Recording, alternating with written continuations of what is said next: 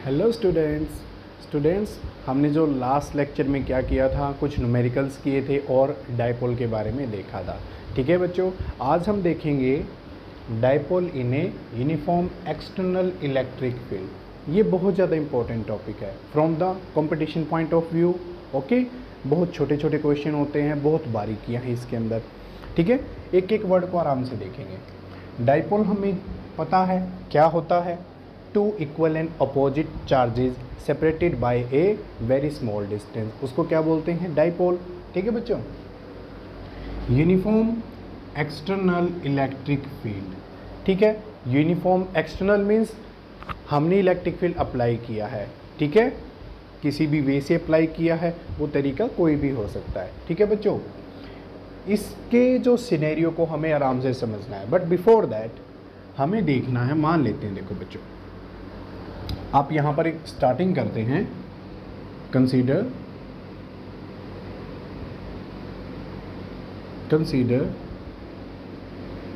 A permanent electric dipole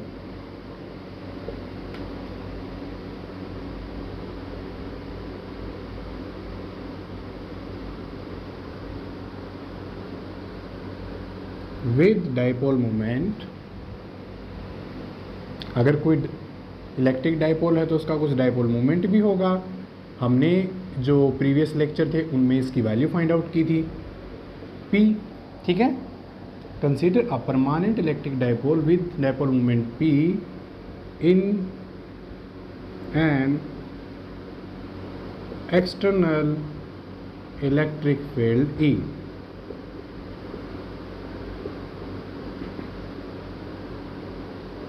ठीक है बच्चों, ये आपके एनसीईआरटी में लिखा हुआ है।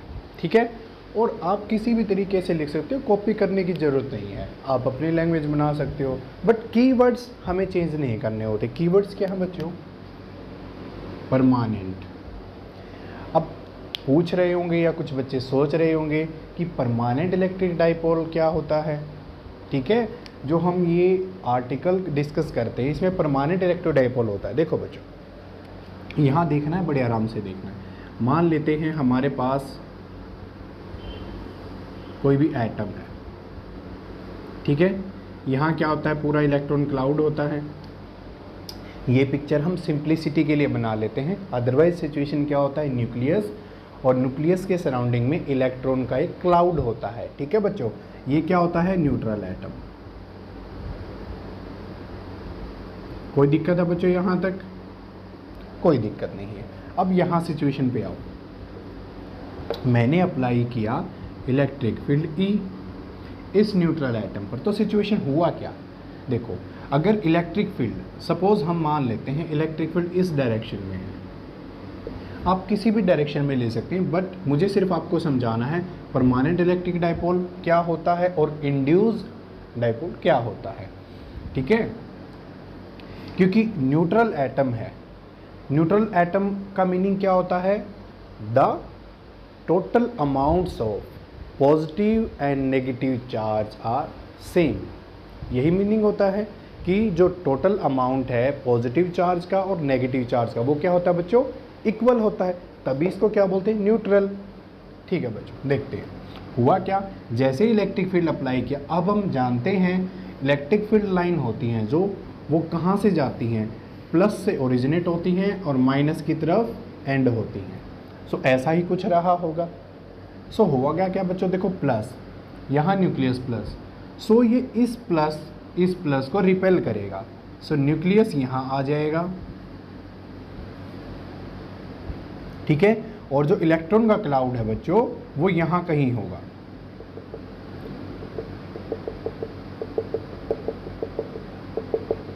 कोई दिक्कत है बच्चों यहाँ तक? तो देखो ये सिचुएशन कैसा हुआ कि यहाँ नेगेटिव चार्ज बन गया है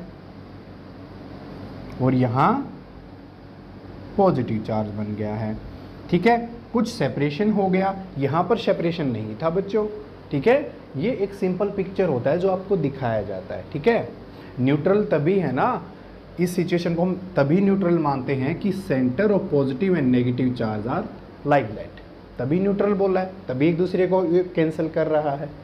यहाँ सिचुएशन ऐसा बन जाता है, ये सेपरेशन आ जाता है कुछ ना कुछ आर। सो बच्चों ये कैसी सिचुएशन है, एक डाइपोल की। सो ये डाइपोल क्या अपने आप आया? नहीं, हमने इलेक्ट्रिक फील्ड लगाया तो ये डाइपोल बना, इसीलिए इसको क्या बोलते हैं? Induced dipole. ठीक है बच्चों। और जो भी हम ये यहाँ पर टॉपिक डिस्कस कर रहे हैं, यहाँ पर क्या होता है?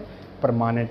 फॉर एग्जांपल वाटर मॉलिक्यूल्स, वहाँ पर क्या होता है? परमानेंट इलेक्ट्रिक डाइपोल होता है। इलेक्ट्रिक फील्ड हो या ना हो, वहाँ पर डाइपोल मूवमेंट होता है। HCl, carbon monoxide, and there are so many molecules.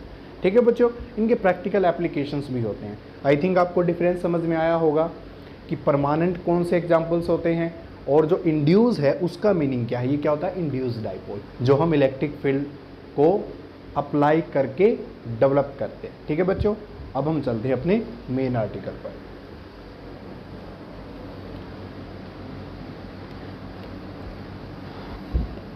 Now draw a diagram. हर बार हमेशा हमारा एक ही मोटिव होता है, जो भी समझना है हम किससे समझेंगे? डायग्राम से। पहले क्या बना लेते हैं? यूनिफॉर्म एक्सटर्नल इलेक्ट्रिक फील्ड बना लेते हैं। बनाओ बच्चों। देखो, यूनिफॉर्म एक्सटर्नल इलेक्ट्रिक फील्ड का मीनिंग क्या होता है? यूनिफॉर्म का मीनिंग क्या होता है? जो फील्ड लाइंस हैं इक्वली स्पेस्ड होंगी, उनके बीच का जो गैप है वो सेम होगा।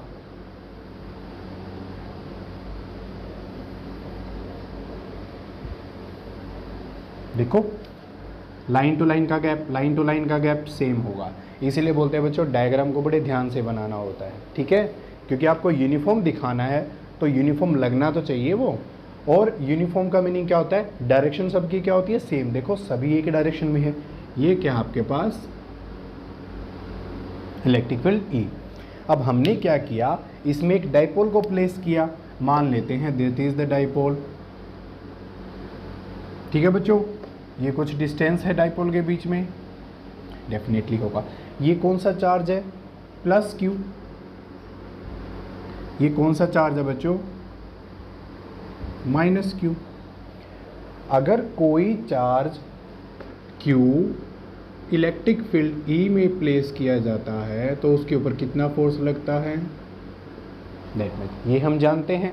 तो यहाँ भी फोर्स लगेगा, यहाँ भी फोर्स लगेगा। लगा देते हैं force. F is equal to Q E. कोई दिक्कत है बच्चों? यहाँ फोर्स की डायरेक्शन क्या होगी? देखो बच्चों, चार्ज क्या है? माइनस। सो यहाँ क्या होगा direction? This direction.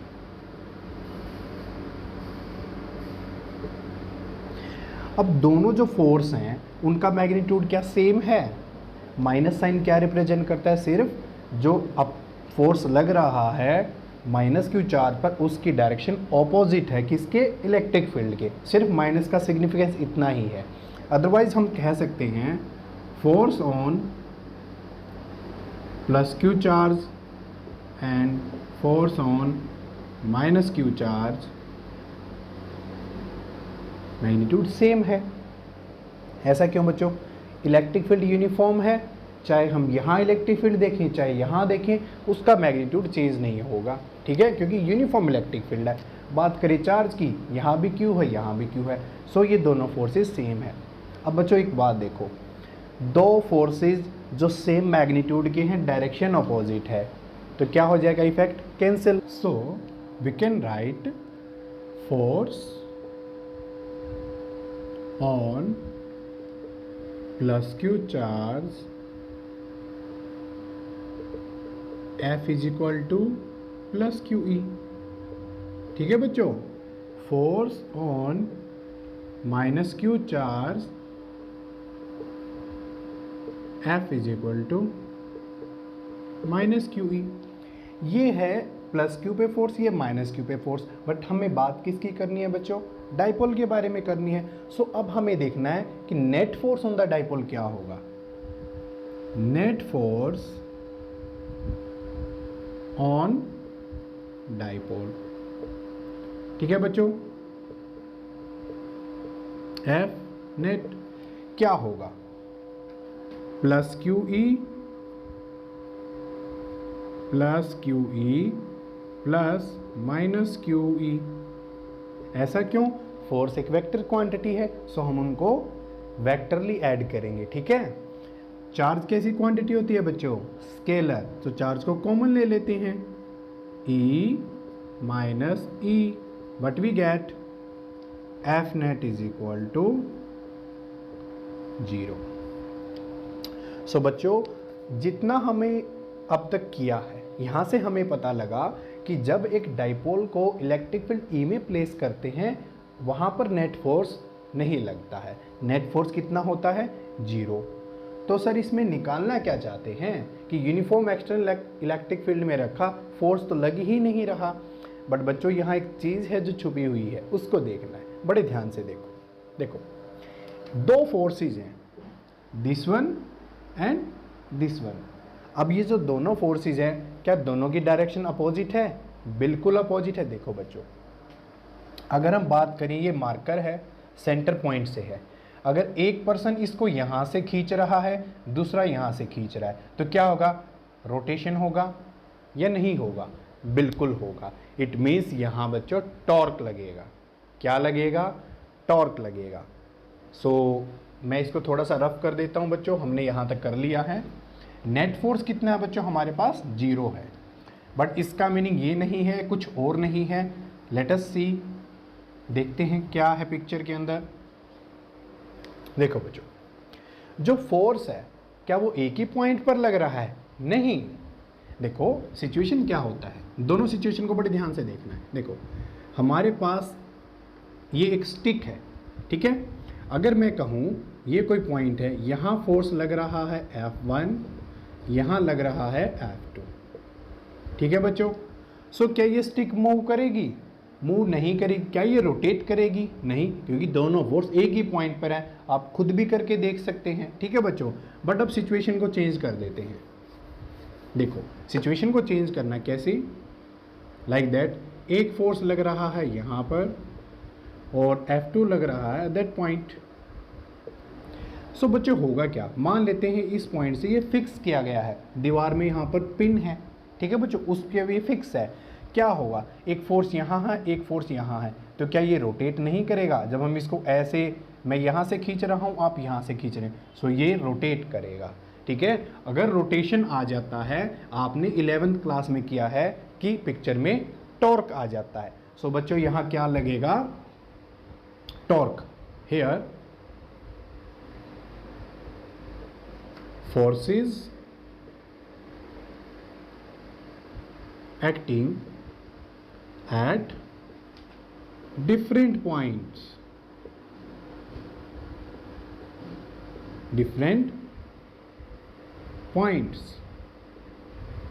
so torque, इसे टॉ से रिप्रेजेंट किया जाता है। सो टॉर्क विल एक्ट ऑन, किस पे लगेगा टॉर्क? डाइपोल पे लगेगा, ठीक है बच्चों। अब वो टॉर्क निकालना है हमें, ठीक है। कोई दिक्कत है यहाँ तक? नहीं। देखो, मान लेते हैं हमारे पास जो ये डाइपोल है, इसने कितना एंगल बनाया है इलेक्ट्रिक फील्ड के साथ? थीटा। डाइपोल क्या होता है? माइनस क्यू से प्लस क्यू, यही होता है ना बच्चों डाइपोल। जो डाइपोल मूवमेंट की डायरेक्शन होती है, क्या होती है? Minus Q to plus Q. Electric field इस डायरेक्शन में, तो एंगल कितना है दोनों के बीच? थीटा। देखो बच्चों, अगर मैं इसको डॉटेड लाइन से ऐसे इंक्रीज करूं और मैं यहाँ से डॉटेड लाइन लेके आऊं, देखो, अगर ये थीटा है तो ये भी क्या होगा? थीटा। कौन सा एंगल है? Corresponding angle. देखो बच्चों, अगर हम इसे बोलें कि ये हमारे पास एक डाइपोल है, इसका टोटल डिस्टेंस कितना होता है बच्चों? 2a। सो ये हमारे पास जो minus Q plus Q, total distance कितना होता है? 2a। सो मैं इसको बना लेता हूँ एक बार, हम इसको रफ कर देते हैं, दैट इज 2a। देखो बच्चों, हाइपोटेन्यूज 2a है, ये थीटा है। थीटा जिसके साथ होता है वो बेस, ये परपेंडिकुलर, ठीक है बच्चों। कोई दिक्कत है यहाँ तक? सो हमें इसको रिजोल्व करना है। किसको? 2a को। कैसे रिजोल्व करेंगे? 2a कोस थीटा कहाँ होगा? यहाँ, और 2a साइन थीटा यहाँ। So that will be your 2a sine theta. कोई दिक्कत है बच्चों यहाँ तक? कोई दिक्कत नहीं है। देखते हैं टॉर्क की वैल्यू बना लेते हैं। What is your torque? देखो बच्चों, जो टॉर्क का फॉर्मूला होता है हम एक बार उसको भी लिख लेते हैं ताकि आपको लिखने में आसानी हो। That will be your point. हम मान लेते हैं जो ये जो पॉइंट लिया है हमने, ये क्या है? पॉइंट ओ है। ठीक है बच्चों, हमें टॉर्क किसके अबाउट निकालना है? About the point O. ठीक है, और हम इसे मान लेते हैं that is A and that is your B.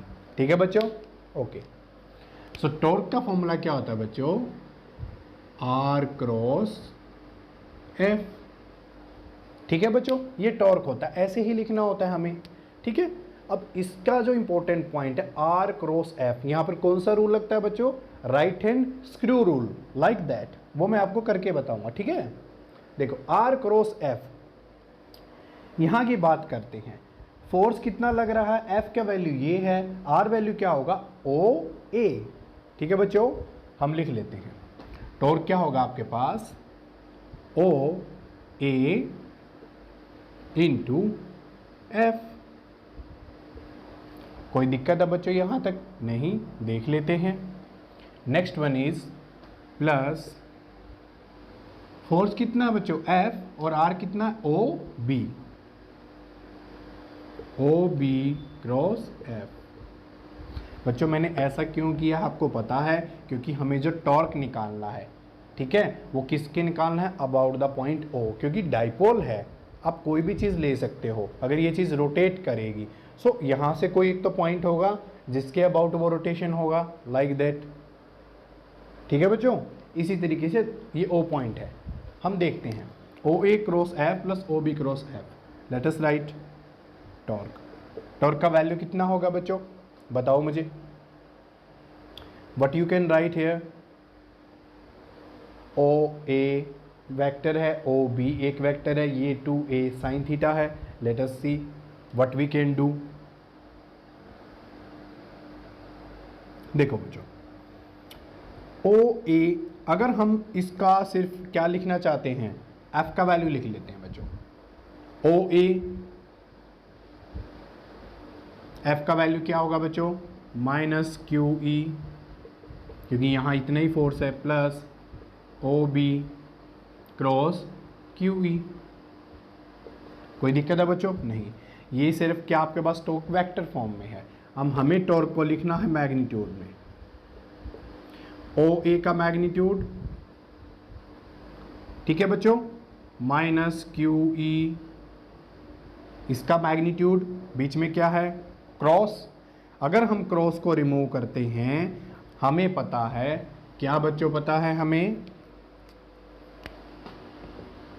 A cross B क्या होता है आपके पास? A B sine theta N cap.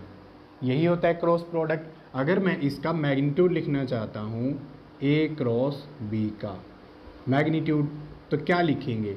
ये तो ऑलरेडी मैग्नीट्यूड है, ये भी ठीक है, ये भी ठीक है। N cap unit vector, unit vector का मैग्नीट्यूड कितना होता है? 1। ये तो वो क्या बन जाता है? A B sine theta. ठीक है बच्चों, मैंने इस क्रॉस को हटा दिया क्योंकि मैं सिर्फ क्या लिख रहा हूँ? देखो ए क्रॉस बी, ए क्रॉस बी का मुझे मैग्नीट्यूड लिखना है। मैग्नीट्यूड लिखा, दिस एंगल क्या होगा? Sine theta. प्लस यहाँ भी क्रॉस को हटा लेते हैं, क्यू ई साइन थीटा। ठीक है बच्चों, ओ ए का वैल्यू कितना है? A minus Q E sine theta. जब हम मैग्नीट्यूड ले रहे हैं तो माइनस साइन का कोई रोल नहीं है। ए क्यू ई साइन थीटा। कोई दिक्कत है बच्चों यहाँ तक? नहीं। यहाँ पर ओ बी का वैल्यू कितना है? ए क्यू ई साइन थीटा। ठीक है बच्चों, क्या लिखेंगे इसे? ए क्यू ई साइन थीटा, ए क्यू ई साइन थीटा। तो क्या लिखेंगे? 2a Q E sine theta. That is your magnitude of torque. ये हमारे पास टॉर्क का मैग्नीट्यूड आ चुका है।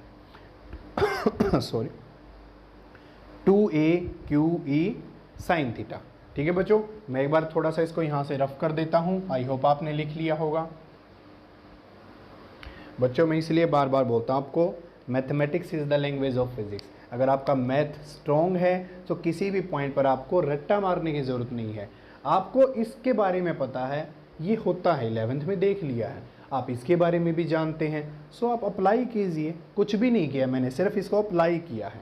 ठीक है बच्चों, बस थोड़ा हाथ धीरे से और आराम से करना होता है, प्रैक्टिस करेंगे फास्ट हो जाएंगे। So torque is equal to 2AQ E sine theta. हम इसको भी रफ कर लेते हैं।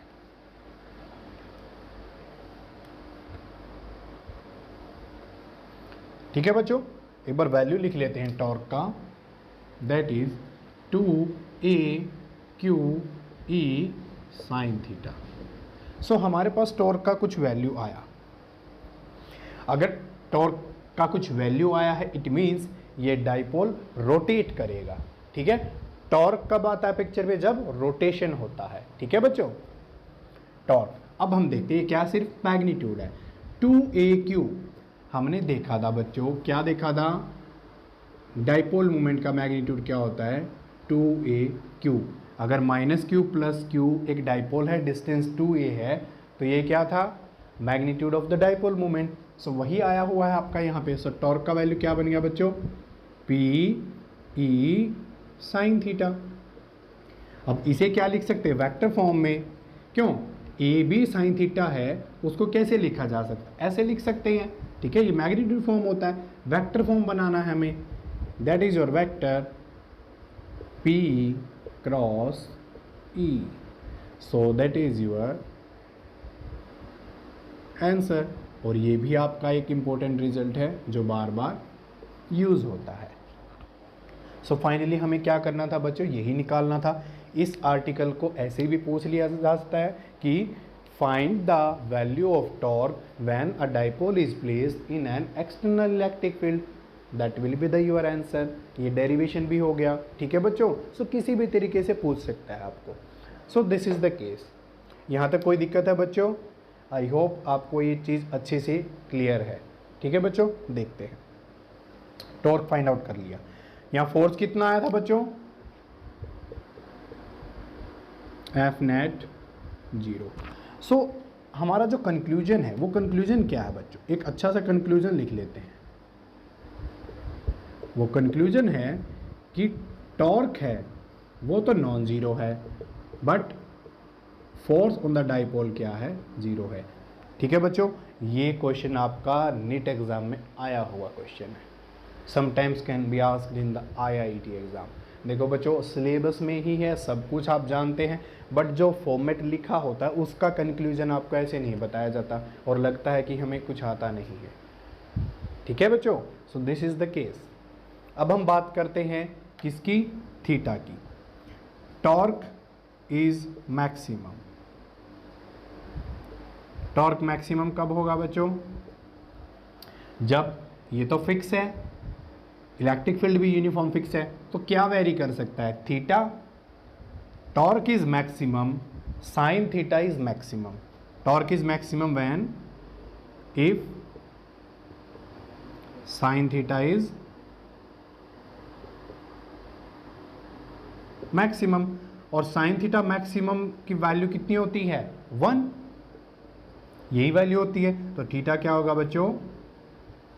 90 डिग्री। सो इस सिचुएशन में ही मैक्सिमम टॉर्क एक्ट करता है। ठीक है बच्चों, अब हम बात करें टॉर्क मिनिमम कब होगा। सो torque is minimum if sign theta is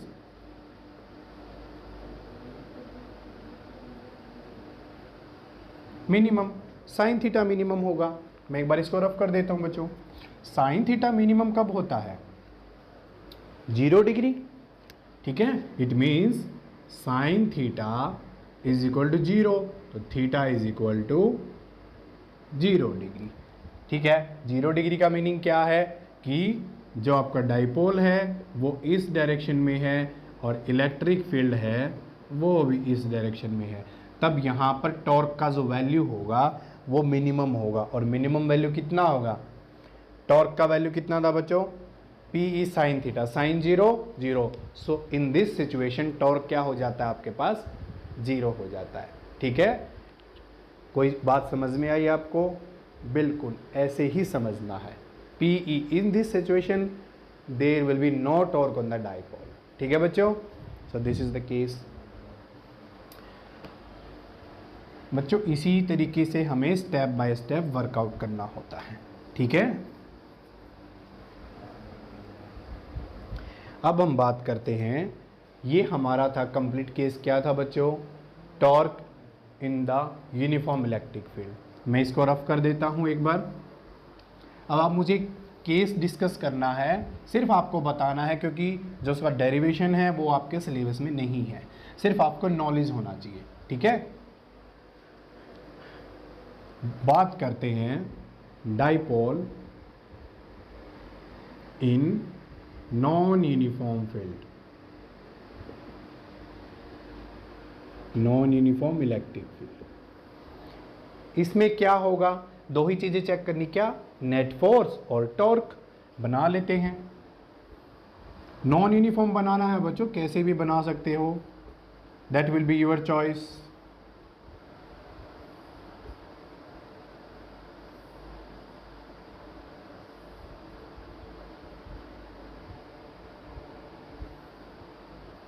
ठीक है, नॉन यूनिफॉर्म है, डायरेक्शन अलग है, स्पेसिंग अलग है। ठीक है बच्चों, हमें डाइपोल प्लेस करना है इसमें। That is your minus, that is your plus. ये आपके पास क्या है बच्चों? एक डाइपोल है। इस पर फोर्स किस डायरेक्शन में होगा? देखो यहाँ पर जो फील्ड लाइन है, फील्ड लाइन डायरेक्शन ये है। ठीक है, और हमने जब इलेक्ट्रिक फील्ड लाइंस के बारे में किया था, वहाँ पे क्या देखा था कि फोर्स की डायरेक्शन क्या होती है? टेंजेंट टू द, क्या होती है बच्चों? Tangent to the field line. ठीक है, ये फील्ड लाइन है। ठीक है, इसके टेंजेंट। ठीक है, तो हमारे पास इस पॉइंट पर जो ये प्लस क्यू चार्ज है, फोर्स क्या होगा? Like that, F1 is equal to plus Q E. और इस पॉइंट पर फोर्स कैसे होगा? Like that, F2 is equal to minus Q E. ठीक है बच्चों, अब मैंने यहां E लिख दिया, वहां भी E लिख दिया, क्या सही है? You are wrong. E1 E2 बच्चों देखो यहां पर लाइन बहुत ज़्यादा क्लोज है, इट मीन्स यहां इलेक्ट्रिक फील्ड ज़्यादा है, यहां लाइन की स्पेसिंग ज़्यादा है, तो यहाँ इलेक्ट्रिक फील्ड कम है। मीन्स E1 और E2 दोनों वैल्यू डिफरेंट है, सेम होता तो हम EE लिख लेते। ठीक है बच्चों, अब हम बात करते हैं F नेट की। अब मुझे बताओ, क्या नेट फोर्स 0 होगा? कभी नहीं होगा। क्या यहाँ टॉर्क लगेगा? टॉर्क तो तभी लग जाता है, दो फोर्स डिफरेंट पॉइंट पर एक्ट कर रहे हैं, टॉर्क लगेगा ही लगेगा, रोटेट करेगा ही करेगा। सो यहाँ पर हम बोल सकते हैं टॉर्क भी क्या होगा बच्चों? That is very important question. ये आपका एग्जाम में आ चुका है, कुछ भी नहीं था, आप जानते थे, सिर्फ उस चीज़ को एक्सपेंड करना था। ठीक है, आई होप आपको ये सिनेरियो अच्छे से क्लियर हुआ होगा। ठीक है, एक लास्ट डायग्राम बना लेते हैं बच्चों, डाइपोल का ही है, यूनिफॉर्म इलेक्ट्रिक फील्ड में एक अच्छा सा डायग्राम है।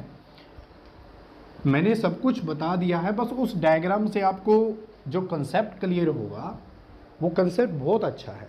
ठीक है, क्या कर लेते हैं, ये माइनस है, ये प्लस है, कोई भी डाइपोल होता है ऐसे। ठीक है, अब हमें क्या बनाना है बच्चों? इस डाइपोल के लिए पहले फील्ड लाइन बना लेते हैं। देखो बच्चों होता क्या है, इसके लिए फील्ड लाइन बनानी, फील्ड लाइन प्लस से ओरिजिनेट होती हैं और माइनस की तरफ एंड हो जाती हैं, कन्वर्ज हो जाती हैं। बना लेते हैं बच्चों।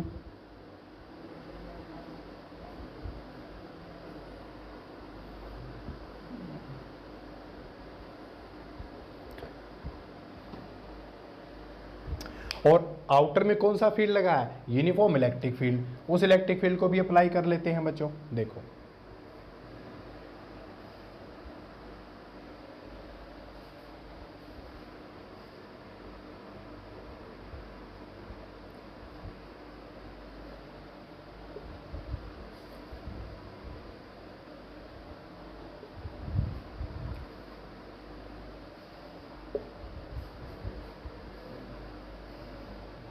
ये क्या आपके पास E एक्सटर्नल और ये क्या है आपके पास यूनिफॉर्म है। यूनिफॉर्म का मीन्स इक्वल स्पेस है, सेम डायरेक्शन है। ठीक है बच्चों, और हमें क्या बनाना है, इसकी फील्ड लाइन बनानी है। किसकी फील्ड लाइन बनानी है, प्लस माइनस, प्लस से फील्ड लाइन बनाते चलो।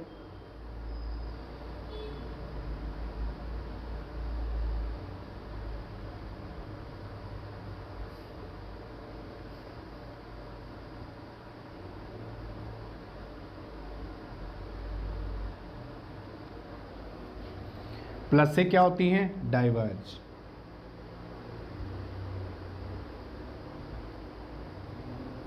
ठीक है बच्चों, यहां कुछ फील्ड लाइंस बना लेते हैं, बस हमें कुछ पॉइंट समझने हैं, उसी के लिए बना रहे हैं।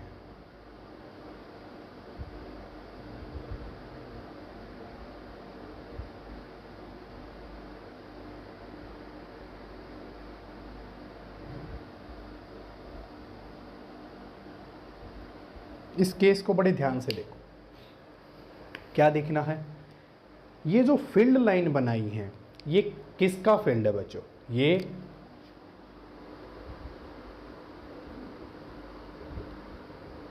डाइपोल का फील्ड है। वो क्या है, एक्सटर्नल है। तो ई टोटल क्या होता है आपके पास,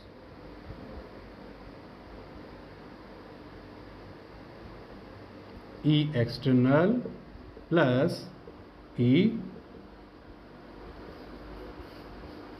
डाइपोल। ठीक है, दैट इज द सिचुएशन। यही होगा कि टोटल निकालना है, दोनों वेक्टर को ऐड कर देंगे, वेक्टर एडिशन। बट कम ज़्यादा क्या होगा, इंक्रीज डिक्रीज, वो देखना। देखो बच्चों, यहाँ देखो, ये है डाइपोल का इनसाइड। अगर हम बात करें डाइपोल कहाँ तक है, माइनस से प्लस, यही डाइपोल है आपका।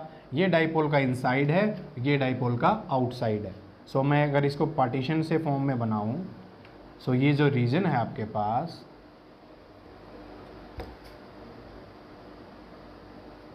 ये क्या है, इनसाइड ऑफ डाइपोल, और ये क्या है बच्चों, आउटसाइड। और यहां भी क्या है बच्चों, आउटसाइड। ठीक है, सो 3 रीजन बने हुए हैं जहां पर इलेक्ट्रिक फील्ड के मैग्नीट्यूड को देखना है। देखो बच्चों, इस आउटसाइड में बात करते हैं। जो डाइपोल की फील्ड लाइंस हैं वो इस डायरेक्शन में हैं, और एक्सटर्नल फील्ड की हैं वो भी इसी डायरेक्शन में है। देखो, ठीक है, सो दोनों क्या हो जाएंगी, ऐड हो जाएंगी। मतलब यहां फील्ड क्या हो जाएगा, इंक्रीज। कोई दिक्कत है बच्चों, नहीं। यहां आउटसाइड, ये भी डायरेक्शन सेम है, ये भी डायरेक्शन सेम है। सो आउटसाइड में यहां फील्ड क्या होगा, इंक्रीज, बढ़ जाएगा। बट इनसाइड चलते हैं, इनसाइड में क्या है बच्चों, देखो यहां फील्ड की डायरेक्शन ऐसी है क्योंकि एक्सटर्नल तो उसी डायरेक्शन में है। यहां देख सकते हो, एक्सटर्नल एक्सटर्नल एक्सटर्नल। देखो ये एरो अपोजिट है, arrow opposite opposite opposite, means यहां पर जो फील्ड की डायरेक्शन, जो फील्ड है हमारा मैग्नीट्यूड, क्या होगा, डिक्रीज हो जाएगा। ठीक है, देखो बच्चों कितना ब्यूटीफुल पिक्चर है। और यही केस कहाँ होता है बच्चों, कैपेसिटर में होता है। जब हम कैपेसिटर का टॉपिक करेंगे कुछ ऐसा ही सिनेरियो नज़र आएगा। ठीक है बच्चों, सो ये बहुत अच्छा एग्जाम्पल था आपके लिए। बच्चों मैंने जितना इलेबोरेट किया है बुक में नहीं है, एज मैक्सिमम मैंने आपको बताया है। ठीक है, सो इससे ज़्यादा सोचने की ज़रूरत नहीं है। You can handle every question of the dipole, fine. और इसकी जो प्रैक्टिकल एप्लीकेशन होती है बच्चों, वो क्या होता है, माइक्रोवेव ओवन। अब बोलोगे सर इसका प्रैक्टिकल एप्लीकेशन माइक्रोवेव ओवन, देखो बच्चों बड़े ध्यान से सुनना है। माइक्रोवेव ओवन के अंदर जो रेडिएशंस होती हैं, कौन सी होती हैं, माइक्रोवेव होती हैं। और कोई भी जो रेडिएशन है वो क्या होती है, इलेक्ट्रोमैग्नेटिक रेडिएशन होती है। मींस वहाँ इलेक्ट्रिक फील्ड वेक्टर भी होता है और मैग्नेटिक फील्ड वेक्टर भी होता है। ठीक है बच्चों, अब आपने कुछ खाना रखा जो आपको पकाना है, क्या उसमें वाटर मॉलिक्यूल्स हैं, वाटर मॉलिक्यूल्स हैं। और हमने स्टार्टिंग में देखा था कि वाटर मॉलिक्यूल्स के पास क्या होता है, परमानेंट डाइपोल मोमेंट होता है। सो क्या होगा, जब वो रेडिएशन उस पर फॉल होंगी तो हम कैसा केस मानेंगे कि एक डाइपोल को एक्सटर्नल यूनिफॉर्म फील्ड में रख दिया है या नॉन यूनिफॉर्म में रखा है? नॉन यूनिफॉर्म में रखा है, क्योंकि वहाँ ऐसा यूनिफॉर्म नहीं होता, ठीक है। सो वो क्या होता है, किसी भी डाइपोल को आपने नॉन यूनिफॉर्म फील्ड में रख दिया तो वहाँ क्या होगा, नेट फोर्स है वो भी जीरो नहीं होगा और टॉर्क भी लगेगा। सो उससे क्या होगा, जो वाटर के जो मॉलिक्यूल्स हैं, जो वाटर का जो डाइपोल बना हुआ है अंदर, ठीक है, वो डाइपोल फास्ट रोटेट करेगा। कैसे करेगा, फास्ट रोटेट करेगा। जैसे ही वो फास्ट रोटेट करेगा, बहुत सारे मॉलिक्यूल्स हैं, so there are millions of dipoles, सभी रोटेट करेंगे, सो वहां थर्मल एनर्जी जनरेट होगी। उससे क्या होगा, हीट होगा और हीट से आपका खाना पक जाएगा। देखो बच्चों, फिजिक्स आपकी हर जगह है, ठीक है। सो ये आपका प्रैक्टिकल एप्लीकेशन था द डाइपोल का। सो आज के लिए हम इतना ही करते हैं बच्चों, मिलते हैं नेक्स्ट लेक्चर में। Thank you very much.